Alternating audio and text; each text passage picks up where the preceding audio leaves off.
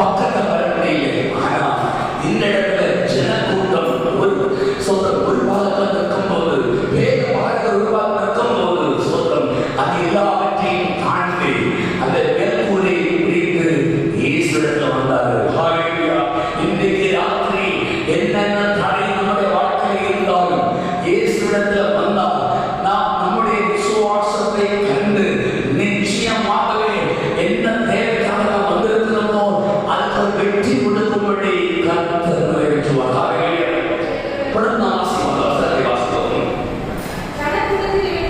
ஜனக்கூட்டம் நிமித்தம் அவருக்கு சமீபமாய் சேரக்கூடாது. அவருக்கு இருந்த வீட்டின் மேற்கூரை பிடித்து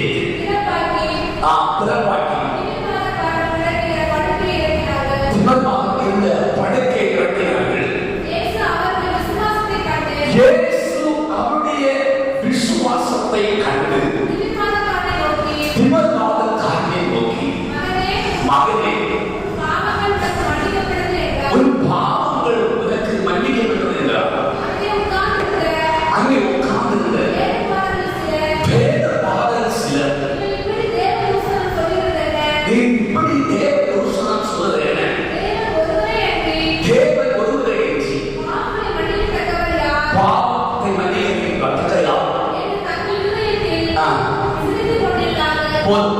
யார்? அப்போ ஒரு கூட்டம் காணுங்க இயேசு கிறிஸ்துவை பரிகாசம் பண்ணுகிற வேத பாரகர். அவன் ஸ்தோத்திரம் வசனத்தை படிச்சவங்க, பழைய பாட்டு முழுவதும் படிச்சவங்க மாத்திரமல்ல, ஆபிரகாமின் சந்ததி என்று சொல்லி ஸ்தோத்திரம் பேர் மோசேயுக்கு தெரியும், சலோமோனை தெரியும், ஆபிரகாமை தெரியும், ஈசாக்கை தெரியும் என்று சொல்லி மேட்டினாய் பேசுகிறவர். ஆனால் இயேசுவே தேவகுமாரன் என்று நம்பவில்லை, தேவன் என்று நம்பவில்லை. ஹல்லேலூயா. இன்றைக்கு கிறிஸ்தவ சமூகத்திலே சூத்திரன் உலகம் வளர்ந்த கிறிஸ்தவத்தில் கூட இயேசு உண்மையான தேவன் என்று தெரியாத எத்தனையோர் இருக்கிறார்கள். ஹல்லேலூயா. இயேசு எல்லா கடவுளையும் போல ஒரு கடவுள் அல்ல, அவரே தேவன், அவரே கர்த்தர்.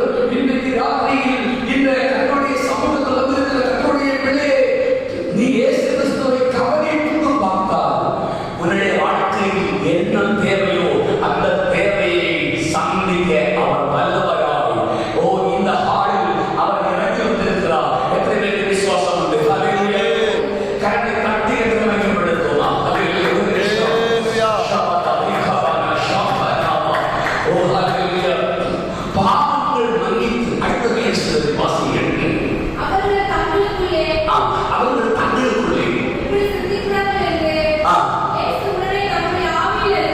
இயேசுவுடனே ஆவியில் உணர்ந்து அவர்களை நோக்கி, நீங்கள் உங்கள் இதயங்களில் இப்படி சிந்திக்கிறது என்ன? பாவங்கள் உங்களுக்கு உனக்கு மன்னிக்கப்பட்டு சொல்லுகிறோ, எழுந்து உன் படுக்கை எடுத்து நடைய சொல்லுகிறோ, பூமியிலே பாவங்களை மன்னிக்க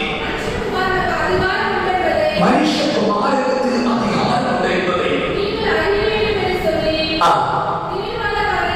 திமர்நாதக்காரனை நோக்கி, நீ எழுந்து உன் படுக்கை எடுத்துக்கொண்டு வீட்டுக்கு போய்.